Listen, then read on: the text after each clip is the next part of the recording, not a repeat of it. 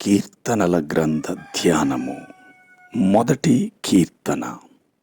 దుష్టుల ఆలోచన చొప్పున నడువక, పాపుల మార్గమున నిలువక, అపహాసకులు కూర్చుండు చోటను కూర్చుండక, యెహోవా ధర్మశాస్త్రమునందు ఆనందించుచు దివారాత్రము దానిని ధ్యానించువాడు ధన్యుడు.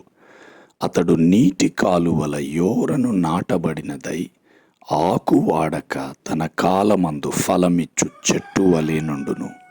అతడు చేయునదంతయు సఫలమగును. దుష్టులు అలాగున నుండక గాలి చెదరగొట్టు పొట్టు వలె నుందురు. కాబట్టి న్యాయ విమర్శలో దుష్టులను, నీతిమంతుల సభలో పాపులను నిలువరు. నీతిమంతుల మార్గము యెహోవాకు తెలియను, దుష్టుల మార్గము నాశనమునకు నడుపును. ఈ మొదటి కీర్తనను ధ్యానించుకుందాం. ఈ కీర్తనకారుడు ఎవరో మనకు స్పష్టంగా తెలియదు. ఈ కీర్తన మానవుని ముందున్న రెండు మార్గములను సూచిస్తున్నది. మానవుడు ఎంచుకున్న మార్గమును బట్టి వారి భవిష్యత్ జీవితము ఆధారపడి ఉంటుంది. నీతిమంతుల మార్గము, అలాగుననే దుష్టుల మార్గము అను రెండు మార్గములు ప్రధానంగా ఈ కీర్తనలో తెలుపబడ్డవి. ఈ కీర్తన ప్రధానాంశము ఆశీర్వాదకరమైన మార్గము. ఆశీర్వాదకరమైన మార్గము, దీవెనకరమైన మార్గమును ఎంచుకొనమని ఈ కీర్తన తెలుపుతున్నది. కీర్తనల గ్రంథములోని మొదటి కీర్తన నీతిమంతుల మార్గమునకు మరియు దుష్టుల మార్గమునకు మధ్య గల తారతమ్యమును తెలుపుతున్నది.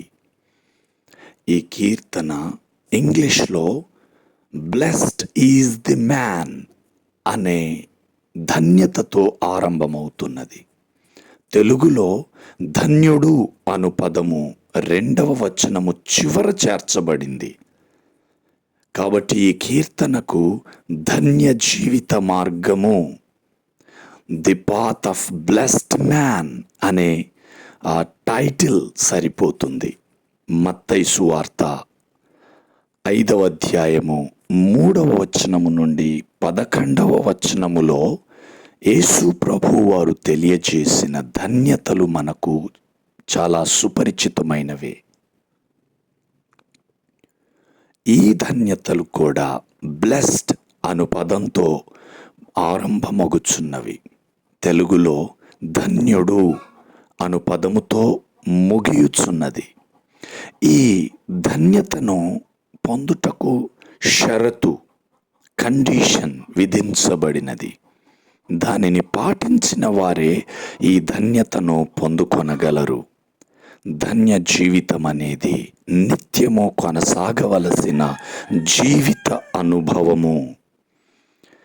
దేవుని దీవెన కొరకు మనం ఎంతగా ప్రార్థించుచున్నాము, దేవుని దీవెనలు పొందవలెనని మనం ఎంతో ఆతురపడి ఆశించుచూ ఉంటాము.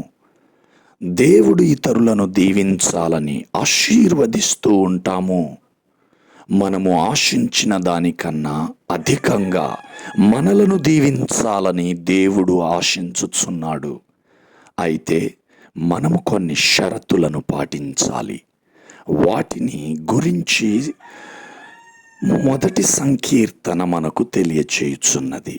నంబర్ 1, మొట్టమొదటిగా మొదటి 2 వచనాలను ధ్యానిస్తే మొదటి సబ్ పాయింట్గా ధన్యతను పొందుటకు పాటించవలసిన షరతులు. ఆకాశపు వాకిండ్లో విప్పబడి విస్తారముగా వర్షము కురియుచున్నను, బకెట్ బోర్లా పడుంటే దానిలో ఒక చుక్క వర్షపు నీరు కూడా పట్టలేము. అదేవిధంగా దేవుడు తన అపార దీవెనలను, కృపా వర్షమును నిత్యము మానవుల కొరకు భూలోకముపై ఎడతెరపి లేకుండా కృమ్మరించుచున్నాడు. కానీ కొందరే దానిని అనుభవించగలుగుచున్నారు, మరికొందరు అనుభవించలేకపోతున్నారు. కారణం దేవుడు కాదు, మానవుని జీవితమే నీటితో నింపబడుటకు బకెట్ లేదంటే ఒక గిన్నె సరి అయిన స్థితిలో ఉండాలి. అలాగే దేవుని కృప, ప్రేమలనే దీవెనలను పొందుకోవడానికి మానవ జీవితాలు సరి అయిన స్థితిలో ఉండాలి, స్వీకరించగలిగే స్థితిలో ఉండాలి. ఆయన మాటకు విధేయత కలిగిన జీవితాలై ఉండాలి. దేవుని దీవెన పొందుకొని ధన్య జీవితము జీవించాలని ఆశించిన వ్యక్తి దుష్ట మార్గమును విడిచిపెట్టాలి. దుష్టుల మార్గమున నడవరాదు. దుష్ట మార్గమును విడిచిపెట్టకపోతే ఏ విధంగా మానవుడు అధోగతికి పడిపోతాడో ఈ కీర్తన తెలియచేస్తున్నది. మొదటి వచనములో దుష్టుల ఆలోచన చొప్పున నడుచుట ప్రారంభించి తర్వాత మరింత సన్నిహితత్వం పెంచుకొని పాపుల మార్గమున నిలచి చివరికి వారితో మమేకమై అపహాసకులు కూర్చుండు చోటున కూర్చుండవలసి వస్తుంది. ఇక్కడ మనం గమనించవలసిన పదములు ఆలోచన, నిలువబడుట, కూర్చుండుట. ఈ పదాలు కూడా దిగజారుడు ఆత్మీయ జీవితమునకు సూచన. ప్రతి అడుగు ముందటి దానికన్నా అధమమైనది. ఇది మనస్సులోని ఆలోచనతో ఆరంభమవుతుంది. దుష్టుల ఆలోచనలో దేవునికి స్థానముండదు. ధన్యతను పొందవలసిన వ్యక్తి దుష్టుల ఆలోచనను విడిచిపెట్టాలి. అలాగుననే పాపుల మార్గమును అనుసరించుచు వారు దేవుని దీవెనలను పొందుకొనలేరు. ధన్యకర జీవితమును కాంక్షించువారు పాపుల మార్గమును తప్పక విడనాడాలి. పాపుల మార్గమున నిలువబడే వారి స్వభావము పాపము చేయుట పైననే నిలిచుంటుంది. పాపులు దేవుని గుణలక్షణములకు వ్యతిరేక జీవితము కలిగి ఉంటారు. అలాగుననే అపహాసకులు కూర్చుండు చోటన కూర్చుండరాదు. వీరు దేవుని గురించి బహిరంగముగా అపహాస్యము చేయుదురు. తమ ఇరుగు పొరుగువారు వారిని అపహాస్యం చేయుచు ఆనందించుచు ఉంటారు. వారు అహంభావ స్వభావము కలిగి ఉండి తామే అన్ని కలిగి ఉన్న వారమని తలంచుతారు. వారు దేవునికిని దేవుని బిడ్డలకు వ్యతిరేకముగా హేళన చేస్తారు. అట్టి వారితో సహవాసము చేయువారు ధన్యత పొందుటకు అర్హులు కారు. దేవుని మాటలను అంగీకరించాలి. అది 2వ వచనం తెలుపుతుంది. దేవుని ధర్మశాస్త్రమునందు ఆనందించాలి. దివారాత్రము దానిని ధ్యానించాలి. వ్యక్తి జీవిత పరమావధి దేవుడై ఉండాలి. మన జీవితము దేవునితో పెనవేసుకొని ఉండాలి. దేవుని పాలన క్రింద విధేయత కలిగి ఉండాలి. ధర్మశాస్త్రములోని బైబిల్లోని మాటలను దేవుని మాటలుగా విశ్వసించి విధేయులము కావాలి. మానవుని జీవితములో ప్రతి సమయము దేవుని వాక్యమును ధ్యానించుచు ఆ వాక్యమునకు ప్రతిబింబముగా జీవించాలి. చదివిన వాక్యమును నిజ జీవితములో అభ్యసించాలి. మానవుని జీవిత శైలి దేవుని వాక్యము చేత ప్రభావితము గావింపబడి తదనుగుణంగా నడిపింపబడాలి. అట్టివారు ఈ ధన్యతకు పాత్రులు కాగలరు. ఈ కీర్తన నుండి 2వ సబ్ టైటిల్ ధన్యత పొందే క్రమము. 3వ వచనం తెలుపుతుంది. ధన్య జీవితము పొందే క్రమములో విశ్వాసి కలిగి ఉండవలసిన లక్షణములను గురించి కీర్తనాకారుడు వివరించాడు. ఈ 2వ పాయింట్లో మరలా 4 సబ్ పాయింట్స్ ఉన్నాయి. లోతుగా వేరులు పారిన చెట్టు వలె స్థిరత్వం కలిగి ఉండాలి. ఇది ఇందులో మొదటి విషయము. చెట్టు దాని వేరులను భూమిలోకి ఎంత లోతుగా నాటితే ఆ చెట్టు అంత స్థిరంగా ఉంటుంది.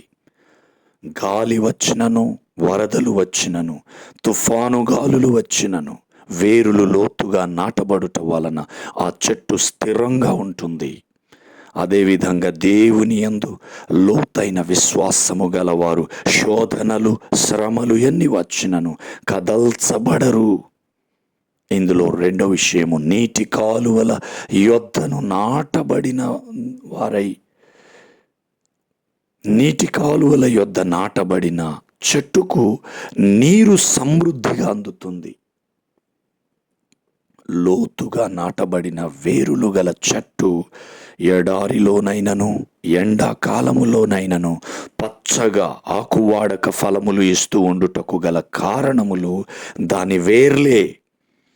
లోతున ఉన్న నీటి బుగ్గతో సంబంధము కలిగి ఉండడమే. నీటి కాలువల యొద్దను నాటబడిన చెట్లు కూడా నీటితో సంబంధము కలిగి నీటిని స్వీకరించి ఫలభరితంగా జీవిస్తుంది.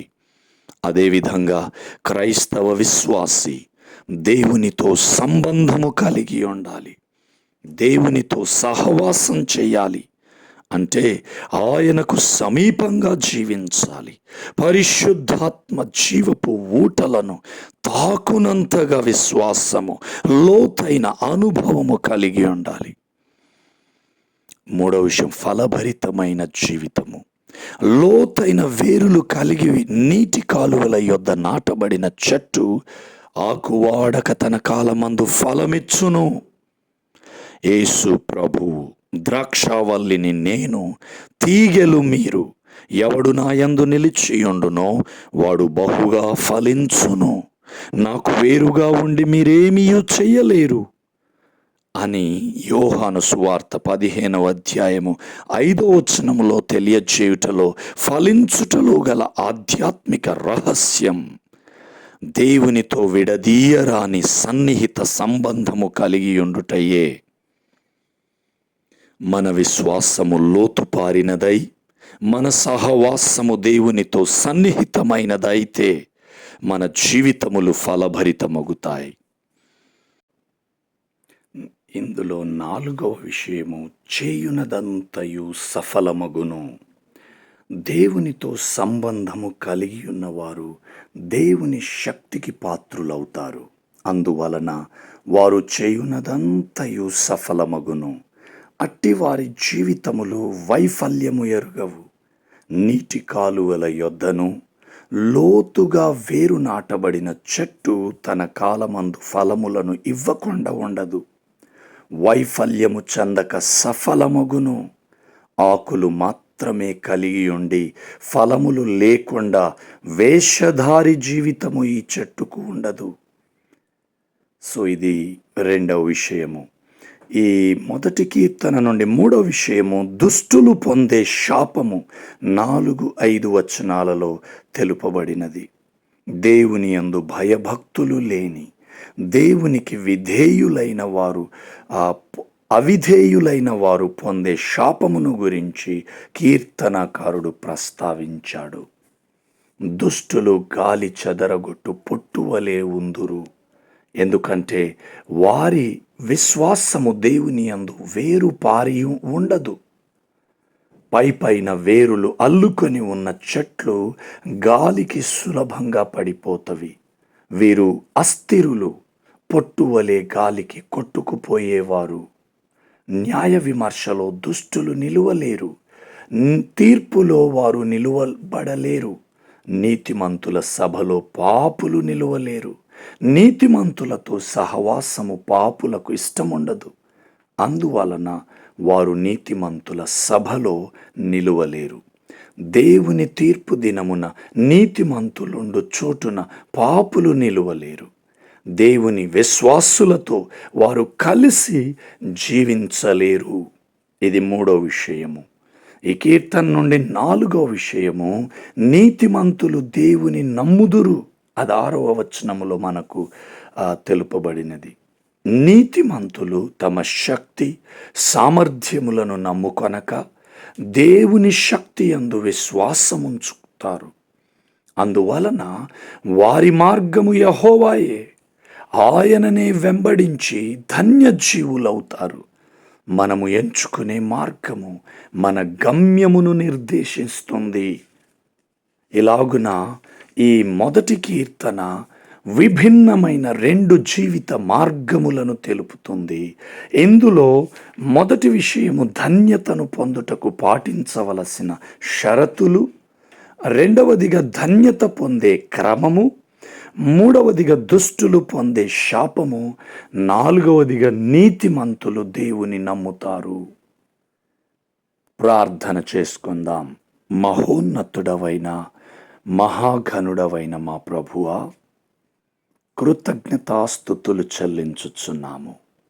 విభిన్నమైన 2 జీవిత మార్గములను మొదటి సంకీర్తన నుండి మాకు బోధించినందుకు, ఈ కీర్తన ద్వారా ధన్యతను పొందడానికి పాటించవలసిన షరతులను, అలాగుననే ధన్యత పొందే క్రమమును మాకు బయలుపరచుచున్నందుకు కృతజ్ఞతాస్తుతులు చెల్లించుచున్నాము. దుష్టులు పొందే శాపమును గూర్చియు, నీతిమంతులు నిన్ను నమ్ముకొని ఏలాగున అంటిపెట్టుకొని జీవిస్తారో ఆయా విషయములను గూర్చియు మాకు బయలుపరచినందుకు కృతజ్ఞతాస్తుతులు చెల్లిస్తూ, నీ వాక్యానుసారముగా ప్రవర్తించుటకు మమ్ములను నీవు నడిపించమని, ఆశీర్వాదకరమైన మార్గములో మమ్ములను నిలుపమని నీ చేతులకు మమ్ములను మేము సమర్పించుకుంటూ యేసు నామమున ప్రార్థించి అడిగి వేడుకొనుచు నాం పరమ తండ్రి. Amen. Amen. May God bless you all.